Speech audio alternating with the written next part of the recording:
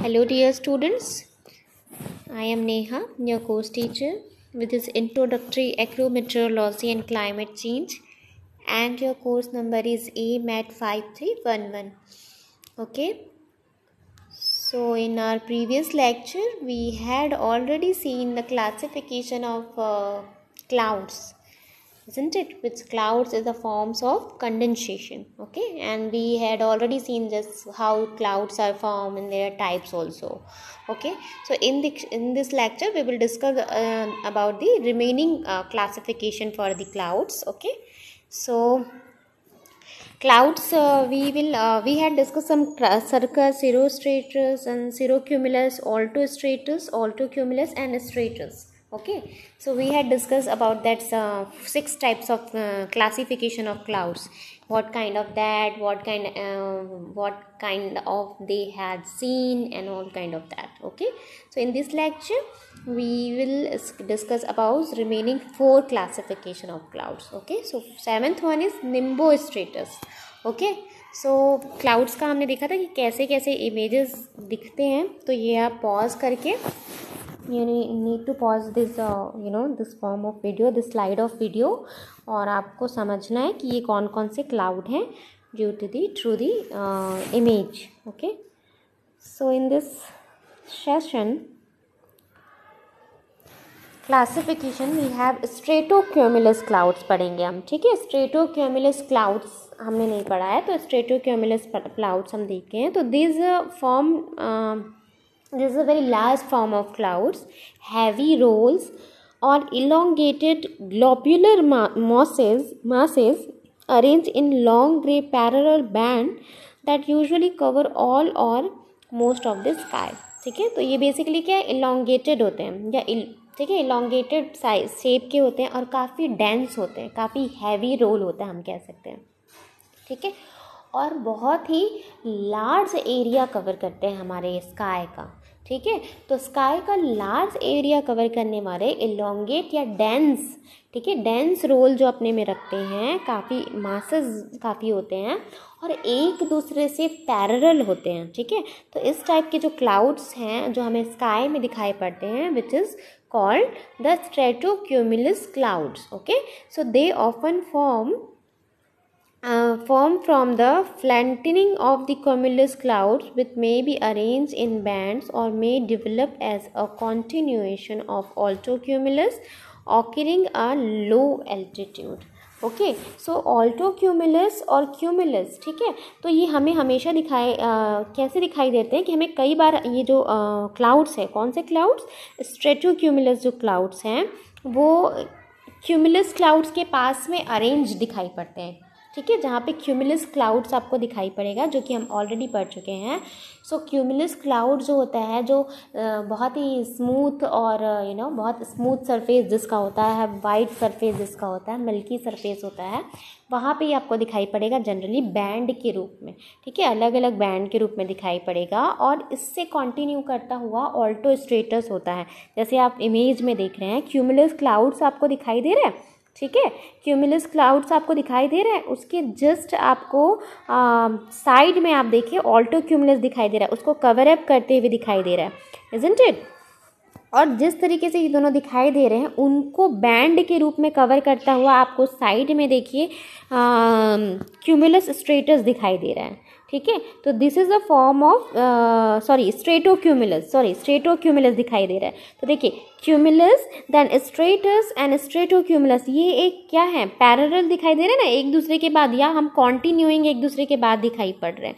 तो इस टाइप का जो क्लाउड्स है उसको हम स्ट्रेटोक्यूमुलस कहते हैं. ठीक है, सो ये ऑल्टीट्यूड में दिखाई देता है. एग्जैक्टली ये आप ध्यान दीजिए कि ये हॉरिजॉन्टली ऑल्टीट्यूड में दिखाई देता है. पहले हम क्यूमुलस क्लाउड्स देख रहे हैं, फिर हम स्ट्रेटस क्लाउड्स देख रहे हैं, फिर स्ट्रेटोक्यूमुलस क्लाउड्स हमें दिखाई पड़ रहा है. तो आप इमेज के थ्रू इसे याद रख सकते हैं. ठीक है, सो ये क्लाउड जो है वो स्ट्रेटोक्यूमुलस क्लाउड कहलाता है.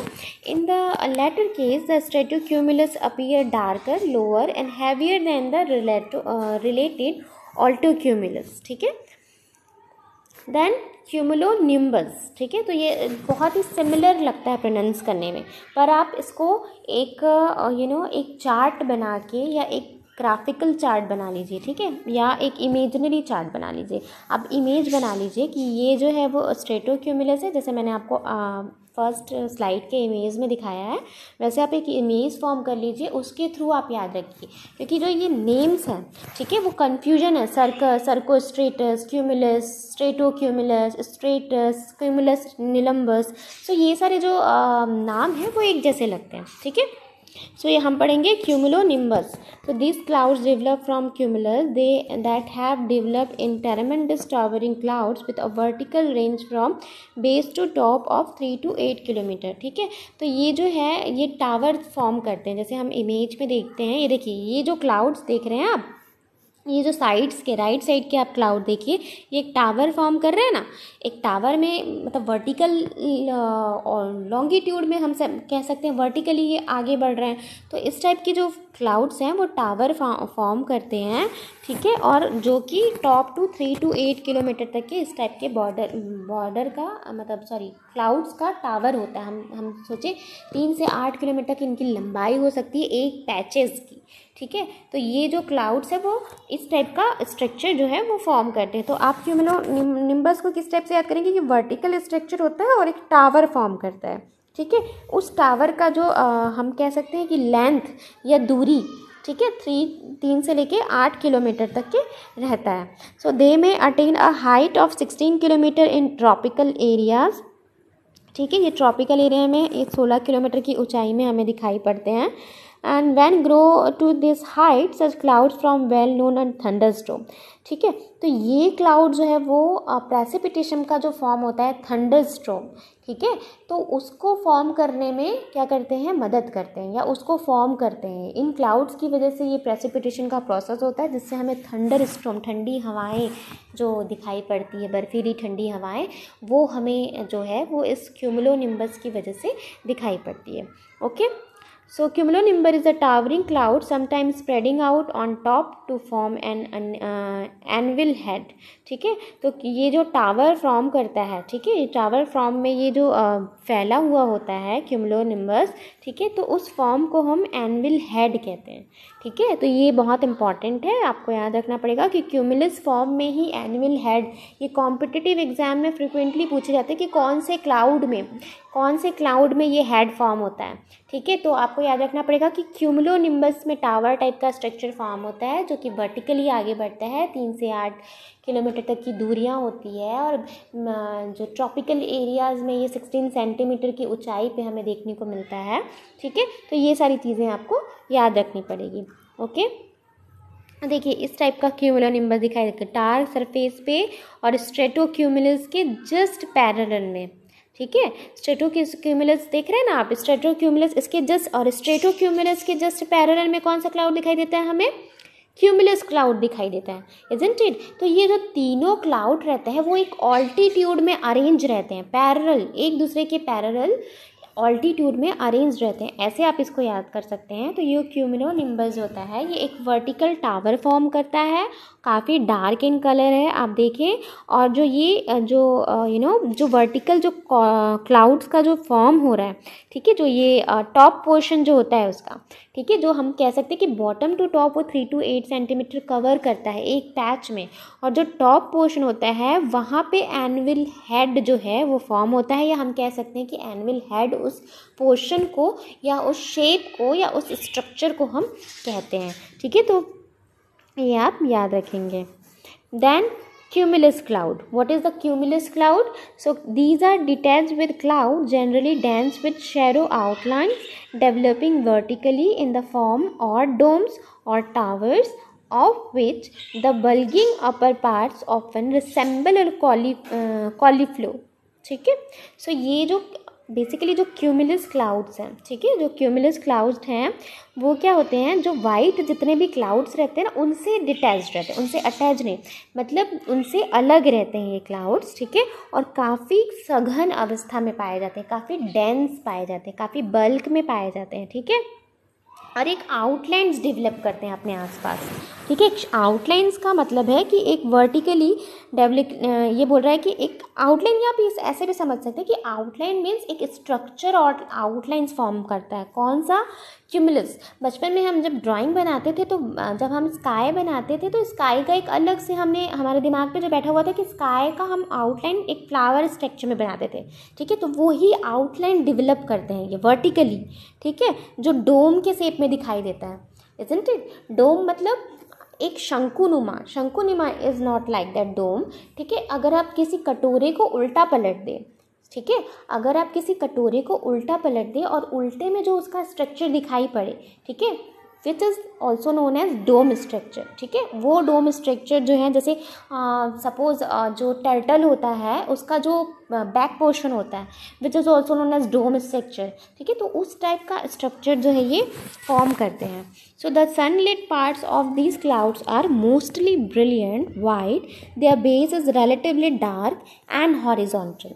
ठीक है, तो उसका बेस जो है रिलेटिवली डार्क रहेगा एज़ कम्पेयर टू उसके अपर टॉप पोर्शन होगा उससे, और हॉरिजॉन्टली फॉर्म होता है ये, वर्टिकली नहीं। ठीक है, तो वर्टिकली ही फॉर्म नहीं होता, हॉरिजॉन्टली फॉर्म होता है, लेकिन वर्टिकली आउटलाइंस बने होते हैं इसके। ठीक है, मतलब एक के बाद एक क्यूमुलस टाइप के वर्टिकली क्यूमुलस टाइप के क्लाउड्स हैं वो डेवलप होते हैं, हम कह सकते हैं। So these clouds represent the top of strong convective currents. They are prominent in summer time but may occur in any season. ठीक है, तो और भी सीज़न में हमें दिखाई पड़ सकते हैं, बट ये हमें प्रोमिनेंट जो है समर के सीज़न में दिखाई पड़ते हैं जहाँ पे मौसम खुला होता है। So they are generally found in day time over land areas and dissipate at night. ठीक है, नाइट के टाइम में ये गायब हो जाते हैं और जनरली हमें डे टाइम में दिखाई पड़ते हैं, बहुत ही खुले आसमान खुले वेदर में, मतलब साफ वेदर में दिखाई पड़ते हैं। They produce only light precipitation. ठीक है, तो ये सिर्फ लाइट प्रेसिपिटेशन फॉर्म करते हैं। प्रेसिपिटेशन का जो फॉर्म है, लाइट फॉर्म, वो बस ये अपने में कॉज करते हैं, हम कह सकते हैं, और इस टाइप का वो दिखाई पड़ता है। तो आपको बस इसमें ये याद रखना है कि वर्टिकली ये पैचेस जो है डेवलप होते हैं और एक अपना आउटलाइन बना लेते हैं, मतलब अपना एक एरिया बना लेते हैं, आप कह सकते हैं। ठीक है, कि एक बार बेसिकली क्यूमुलस जो क्लाउड्स होता है वो हॉरिजॉन्टली डेवलप होता है, इंडिविजुअल पैचेस की बात कर रही हूँ मैं। ठीक है, पर ऐसे ही पैचेस आपस में पैरेलली वर्टिकली आगे से फॉर्म होने लगते हैं। ठीक है, और एक आउटलाइन फॉर्म कर लेते हैं, और उनका जो नीचा पोर्शन होता है वो डार्क ग्रेइश रहता है रिलेटिवली अपर पोर्शन से। ठीक है, तो ये आपको बस इतना ही याद रखना है इस क्यूमुलस क्लाउड्स में। ठीक है, सो मूविंग ऑन, देखिए इस टाइप का दिखाई पड़ता है, जो वाइट पैचेस है उससे, सॉरी ब्लू पैचेस है उससे अलग दिखाई पड़ रहे हैं, और ये देखिए अपना एक आउटलाइन बना रहे हैं और डेवलप होते जा रहे हैं एक के बाद एक। ठीक है, तो इस टाइप के जो क्लाउड्स हैं बहुत ही सिंपल क्लाउड्स है ये अक्सर आपको खुला, जिस दिन मौसम बहुत साफ़ होता है, ठीक है, हम कहते हैं कि वेदर बहुत अच्छा है या धूप खिला हुआ है, उस टाइम पे आपको ये क्लाउड्स बहुत ही ईजिली दिखाई पड़ जाएंगे, तो which is also known as cumulus clouds. ठीक है, then last one is stratus clouds. ठीक है, so this is a uniform gray cloud sheet or layer which may grieve drizzle ice prism और snow grains। ठीक है, तो usually ये क्या है, बहुत ही यूनिफॉर्मली, इसका मतलब एक जैसे कलर होता है, ग्रे कलर का फॉर्म हमें ये दिखाई पड़ता है।